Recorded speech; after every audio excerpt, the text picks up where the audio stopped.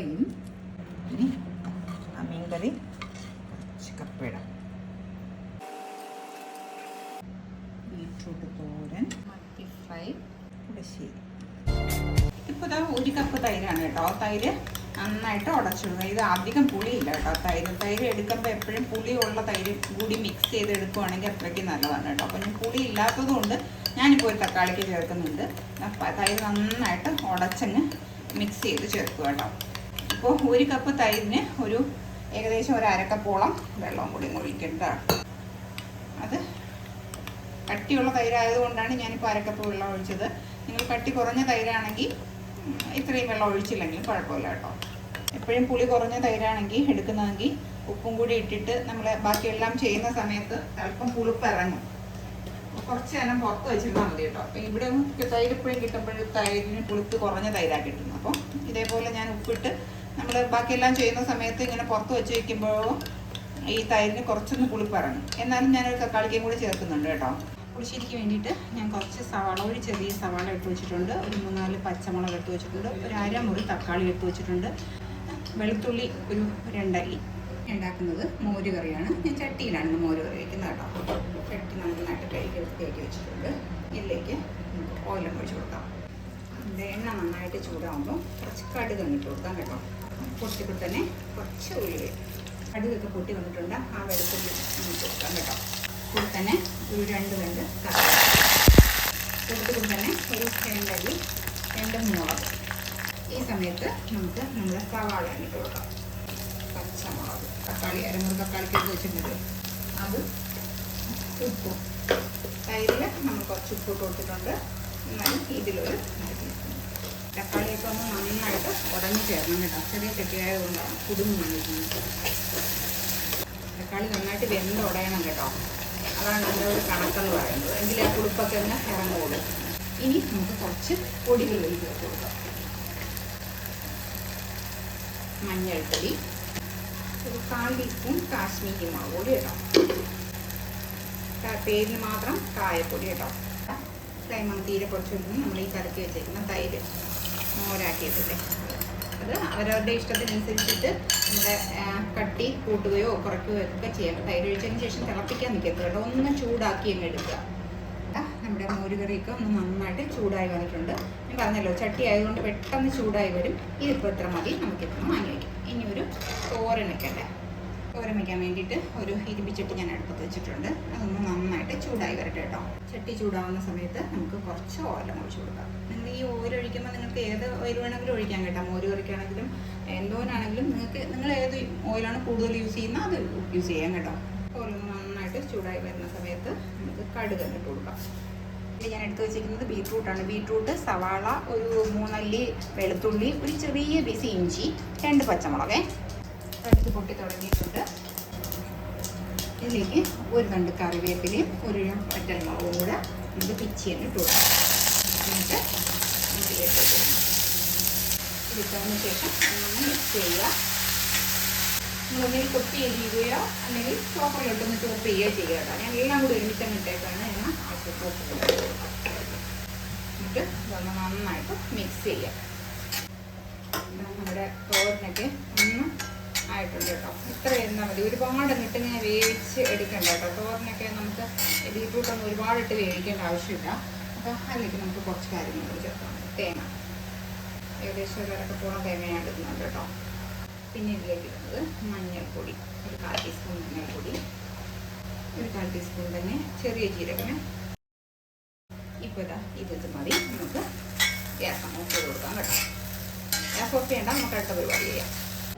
ആദ്യം നമുക്കൊരു 1/4 കപ്പ് തേങ്ങ എടുക്കാം കേട്ടോ. തേങ്ങയൊക്കെ ഓരോരുത്തരുടെ ഇഷ്ടത്തിനനുസരിച്ച് എടുക്കണം കേട്ടോ. കൂട്ടിയോ കുറച്ചൊക്കെ എടുക്കാം. ഞാനിപ്പോൾ ഒരു 1/4 കപ്പ് തേങ്ങ എടുത്തിട്ടുണ്ട്. പിന്നെ ഒരു എരിവിനനുസരിച്ചിട്ട് പച്ചമുളക് ഞങ്ങൾക്ക് എരിവ് ഇടുന്നുണ്ട് കേട്ടോ. ഒരു 3-4 പച്ചമുളക് ഇടുന്നുണ്ട്. പിന്നെ കപ്പ എപ്പോഴും മഞ്ഞ കളറിലല്ല ഇരിക്കുന്നത്. ഒരു 1/4 ടീസ്പൂൺ മഞ്ഞൾപ്പൊടി, ചെറിയ ജീരകം അല്ലെങ്കിൽ നല്ല ജീരകം എന്നൊക്കെ പറയില്ലേ, അതൊരു 1/4 ടീസ്പൂൺ. ഇപ്പം കുറച്ച് ഫ്രോസൺ കപ്പയാണ് കേട്ടോ. ഒരു 750 ഗ്രാം ഫ്രോസൺ കപ്പയാണ്. ഇത് നന്നായിട്ട് വേവിച്ച് ഉടച്ച് ഞാൻ വച്ചിട്ടുണ്ട്. ഇനി ഇതിൻ്റെ ഒരു അരപ്പ് തയ്യാറാക്കാവേ. ഒരു 2-3 അല്ലി വെളുത്തുള്ളി, ഇത്രയും ഞാൻ ഇടുന്നുള്ളേ.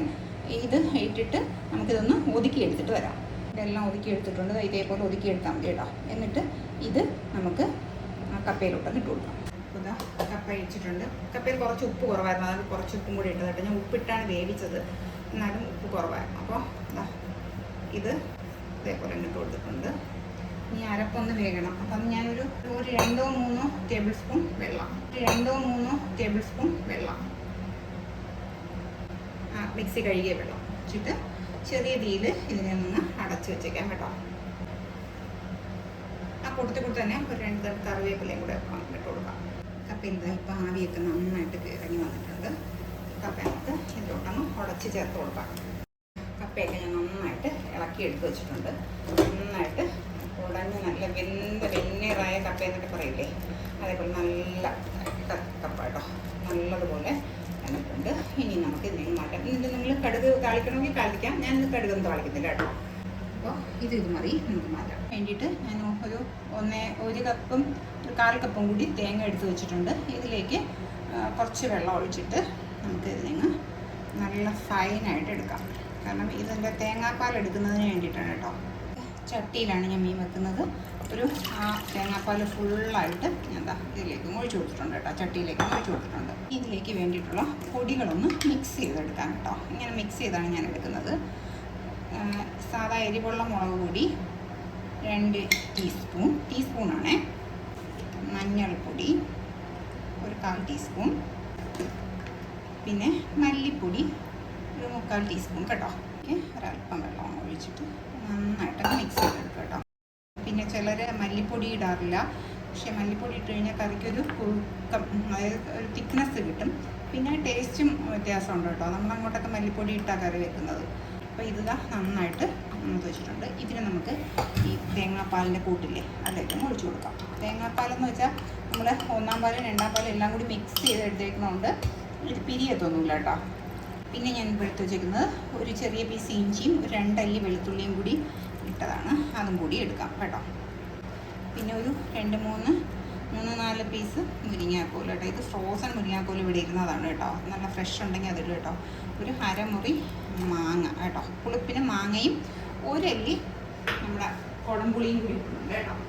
പിന്നെ ഞാൻ പറഞ്ഞല്ലോ ഈ പച്ചമുളക് ഇതാണ് കേട്ടോ. ഇത് അത്യാവശ്യത്തിന് മണവും എരിവും ഒക്കെ ഉള്ളതാണ്.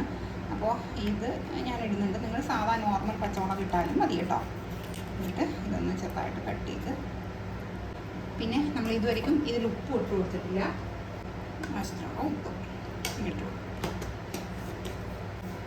എന്നിട്ട് കൈ കൊണ്ടൊന്ന് നന്നായിട്ട് മിക്സ് ചെയ്യുക കേട്ടോ. ഒരു തന്നെ കറിവേപ്പിലയും കൂടി ഇട്ടു. ഇനി ഇത് അടുപ്പിലിരിക്കട്ടെ, നല്ലോണം തിളച്ച് വരട്ടെ. ഇപ്പോൾ ഇതാ മീനൊക്കെ നന്നായിട്ട് തിളച്ച് കൊടുത്തിട്ടുണ്ട്, തുടങ്ങിയിട്ടുണ്ട്. മീൻ്റെ അരപ്പ് നമുക്ക് മീൻ്റെ പീസസ് പറക്കിയിടാം കേട്ടോ. എന്നിട്ട് നമുക്ക് കൈ കൊണ്ട് ചുറ്റിച്ച് കൊടുക്കണം കേട്ടോ. അതായത് 2 തുണി എടുത്തിട്ട് നമ്മൾ ഇങ്ങനെ ഒന്ന് ചുറ്റിച്ച് കൊടുക്കണം. ഇനി സ്പൂൺ കൊണ്ട് ഇളക്കണ്ട കേട്ടോ. ചെമ്മീനാണ് പെട്ടെന്ന് വേഗം. ഒന്നുകിൽ ചെമ്മീൻ അറിയാലോ, കുറച്ച് നേരം അധികം നേരം വേവിക്കുക, അല്ലെങ്കിൽ കുറച്ച് ഒരു 5 മിനിറ്റ് അത്രയൊക്കെ മതി. എന്താ മീൻ നല്ല എണ്ണയൊക്കെ തെളിഞ്ഞ് നന്നായിട്ട് വന്നിട്ടുണ്ട് കേട്ടോ. ഇത്ര മതി. ഒരുപാട് ഇട്ടങ്ങ് വറ്റിക്കുന്നില്ല, കാരണം കപ്പയൊക്കെ ഉള്ളതല്ലേ. അപ്പോൾ കുറച്ച് ലൂസായിട്ട് തന്നെ ഇരിക്കട്ടെ. നമുക്ക് ഇതിന് ഇനി ഒരു പരിപാടിയുണ്ട്. ഒന്ന് കടുക് താളിക്കണം.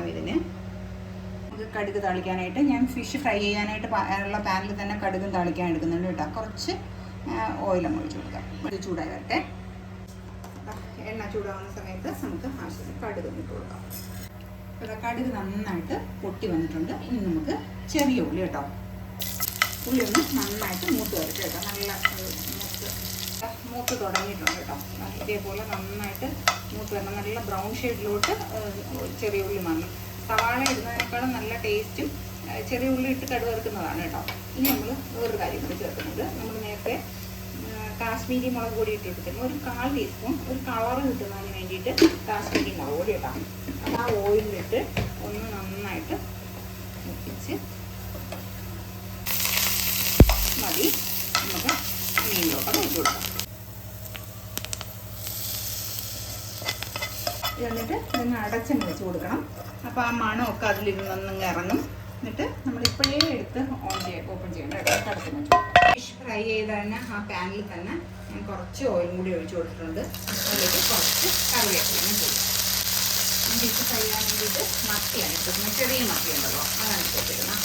അത് കുരുമുളക് പൊടിയും ഉപ്പും മഞ്ഞൾപ്പൊടിയും മുളക് പൊടിയും എല്ലാം ചേർത്തിട്ട് കത്തി വെച്ചിരുന്നാണ് കേട്ടോ. ഇതൊന്നായി വരുമ്പോഴത്തേക്ക് നമുക്ക് തിരിച്ച് മറിച്ച് വിട്ട് ഇതിനെ ഫ്രൈ ചെയ്തെടുക്കാം കേട്ടോ. മത്തിയും റെഡി ആയിട്ടുണ്ട്. നമുക്ക് കോരി ഒരു ടിഷ്യൂ പേപ്പറിലോട്ടാണ് മാറ്റാം. അപ്പോൾ അത് ആ ഓയിൽ ഉണ്ടാവില്ല കേട്ടോ ടിഷ്യൂലോട്ട്.